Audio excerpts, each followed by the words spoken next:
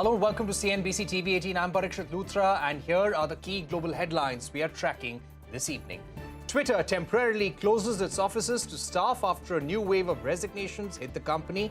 This comes after Elon Musk issued an ultimatum asking staff to commit to a hardcore work environment. Elon Musk keeps tweeting through all the drama, even posting memes mocking the expected demise of the platform. U.S. House Speaker Nancy Pelosi steps down from her leadership role after 15 years of leading the Democratic Party. Republican Representative Kevin McCarthy will lead the House as the next Speaker starting January. Once a close ally of Donald Trump, the New York Post trolls the former U.S. president days after he announced his presidential candidature. The outlet headlined the story, "Been there, done that." Last week, the Post's cover called the former president Trumpty Dumpty, who had a great fall. Rishi Sunak's new British government unveils a long-awaited fiscal policy, imposes a windfall tax on energy producers, lowers the threshold for the highest income tax bracket to bring more people under its ambit, removes tax offs for electric vehicles, also announcing sweeping spending cuts. 9 months into the war with Ukraine, Russian forces have been forced to abandon the only provincial capital they had managed to capture since the invasion began on November 9. Russia announced a withdrawal from Kherson, marking a potential turning point in the war. Ukrainian President Volodymyr Zelensky celebrated victory and distributed medals to the soldiers and Ukrainian troops. With Ukraine strengthening its military capacity through support from the West, upgrading from land-based to air-based to heavy battle tanks, Russia is now facing a challenge to hold its occupied territories in Ukraine. What does the loss in Kherson mean for Russia? Let's go across to Anna Chernikova, reporter at the Voice of America, to discuss more. Anna, first of all, as Russia has withdrawn from Kherson, we're also getting reports of torture chambers. Could you elaborate for us as to what has been discovered there by Ukrainian forces? Good day. Yes, sure. Well, for the moment, what we hear is that basically situation in Kherson and Kherson region is very similar to what Ukrainian forces and Ukrainian authorities and international society have already seen in the liberated areas of Kyiv region and Kharkiv region after those areas have been cleared by Ukrainian forces. And basically, situation is similar in terms of the findings of the chamber of tortures. We can put it this way. Also, reportedly, there are mass graves that should be investigated, and also we already know that there are bodies of military and also of the civilians that have been found, and of course investigation is ongoing. So basically the picture, the general picture is very similar to what the whole world and Ukrainian authorities have already seen in the recently liberated areas months ago. And for the moment, investigation is ongoing. We don't have particular details or particular numbers so far, but of course we're waiting for the official numbers, and we are waiting for the updates from there. For the moment, the city of Kherson itself and Kherson region is suffering of the lack of electricity, and all this stuff, but and all the supplies. But the city is coming back to life. Okay, Anna, we're also learning about Russian airstrikes on gas and electricity infrastructure in Ukraine. Tell us how Russia has intensified or changed strategy after the withdrawal from Kherson. I cannot say that they've changed, but they definitely continue their attacks. And the main target of these attacks is, as you correctly said, critical infrastructure, including energy infrastructure and gas infrastructure. So if we look at the yesterday attacks, those attacks were targeting mostly gas infrastructure. But if we look back at the November 15th attack, the most massive attack that was happening in terms of the amount of missiles that Russian forces used on Ukraine. This attack was definitely the continuation of those previous of the last months targeting energy, electricity infrastructure. For the moment, situation with energy in general is quite critical, especially electricity. So Ukraine, all regions of Ukraine suffer of shortages and outages. So for the moment, Ukraine has this planned, scheduled outages for electricity, and people have basically have a couple of hours without electricity and a couple of hours with electricity and so on and so forth. For the moment, I have outage myself, so we have basically the whole country is basically planning the life according to those. In terms of gas, situation is better for the moment. Of course, if we're not taking if we're not taking into consideration occupied and recently liberated areas, because recently liberated areas have a very big problem with both and also with water supply. All right, Anna Chernikova, thank you very much for joining us here on Global Eye, giving us your view and a ground report of how things impact, and the dark background behind you also reflecting what many Ukrainians are going through, power cuts and outages because of Russian airstrikes as well. Thank you very much, Anna Chernikova, for joining us.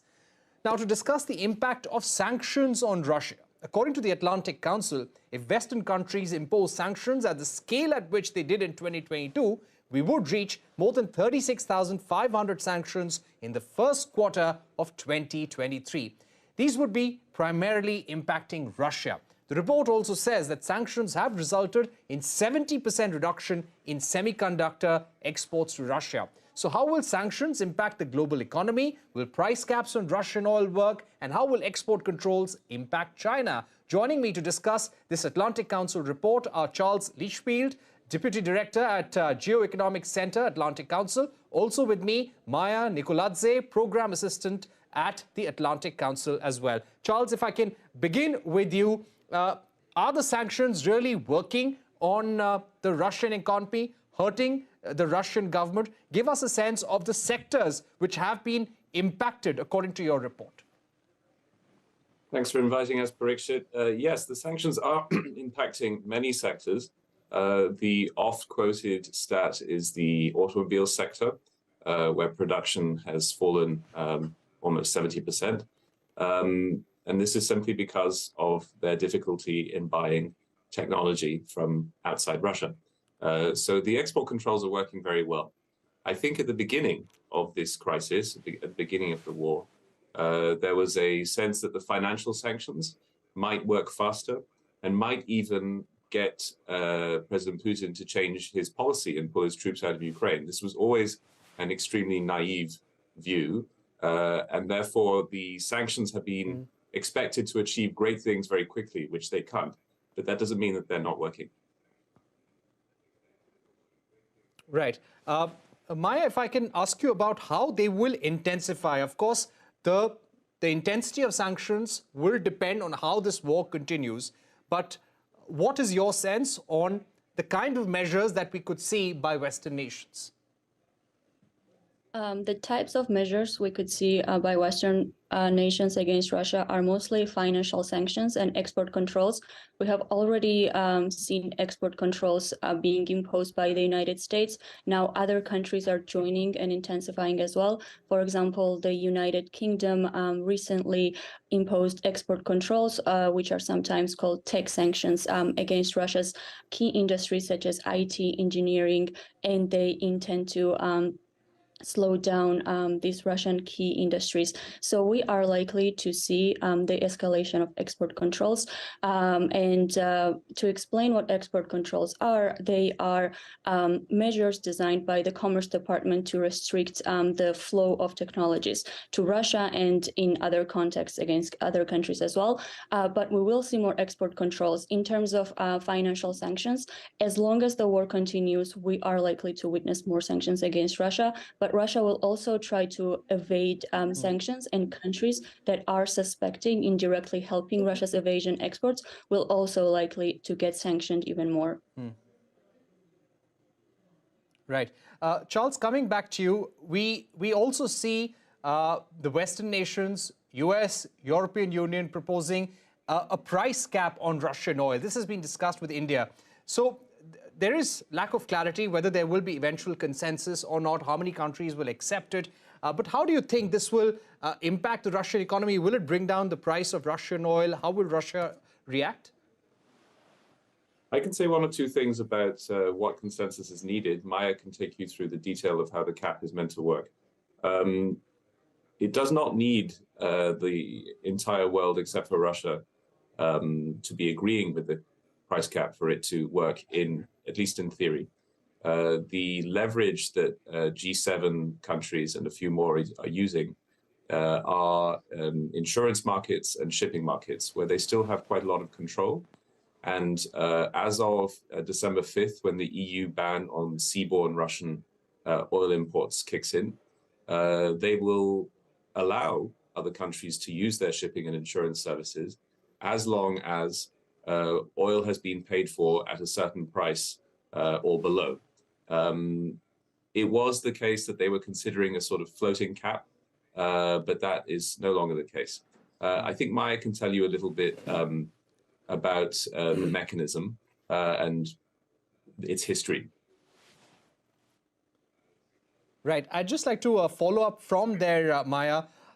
If you'd like to add on the oil price cap issue, how it's going to work. Also, specifically to you, do the sanctions actually threaten the dollar and US payment systems? Yes, so first on your oil price caps issue, Russian cargoes that sell oil above the specified capped price will be denied Western insurance and maritime services, but that also extends to the buyer companies of Russian oils. If they are purchasing Russian oil at a capped price, they can also keep Western insurance, but if they decide to pay more for Russian oil, then they will also lose access to Russian insurance. So foreign oil companies buying from Russia will have a choice: either pay the specified capped price and keep Western insurance, or pay above and be denied insurance. So these are not designed to, oil price caps are not designed to harm foreign oil companies, but rather they are designed to keep oil flowing out of Russia, but reducing oil revenues to Russia. Now, in terms of your second question about the dollar dominance, economic statecraft experts and experts have been observing the trends that dollar reserves worldwide have decreased in this year. However, we would caution against a rush interpretation, because what happened in 2022 was that the dollar appreciated by 6% against emerging market economies, and that made it their natural default move was to avoid weakening of their local currencies, which is why they have been unable to sort of obtain more US dollar. There are these trends. We will be monitoring them in 2023. But there is no reason to call for a dethroning of dollar or weakening of dollar as of yet. Okay, we're running out of time. Charles, my final question would be on China. The US export controls on China, especially on semiconductors, how much are they likely to impact the US economy and the Chinese economy? Again, you'll be in better hands with Maia's answer to your question. Right. Maia, if you'd like to take that. Thank you. So in terms of the effects of, first to talk about why recent export controls are so important. Recently, the US invoked the Foreign Direct Products Rule, and how is it different from regular export controls the US imposes is that it goes beyond the United States. It extends to foreign companies that use US origin software or hardware in their production process. And such companies exporting semiconductors to China will have to obtain a license before selling them to China. So it's extraterritorial, and that's why it's so significant. It's not targeting only specific entities in China. Now, in terms of the effect of on the US economy, Semiconductors, all types of semiconductors, are 9%, around 9% of total U.S. exports to China. But this foreign product direct rule is covering only highly advanced semiconductors, and those semiconductors are much smaller fraction of total U.S. chip exports. So the industry that is likely to get hit most is semiconductor manufacturing equipment, or SME producing industry. But overall chip exports won't be affected as much, and that's also the case for Taiwan. Around 60% of their chip exports go to China, but they said that only smaller fraction of that will be affected by export controls. All right. Maia, we've run out of time, but thank you so much to you and Charles for joining us, summing up the impact of sanctions on Russia and the global economy. We're going to take a break, but up next, United States former presidential candidate Joe Walsh joins us to discuss the results of the U.S. midterm election and Donald Trump's 2024 presidential announcement.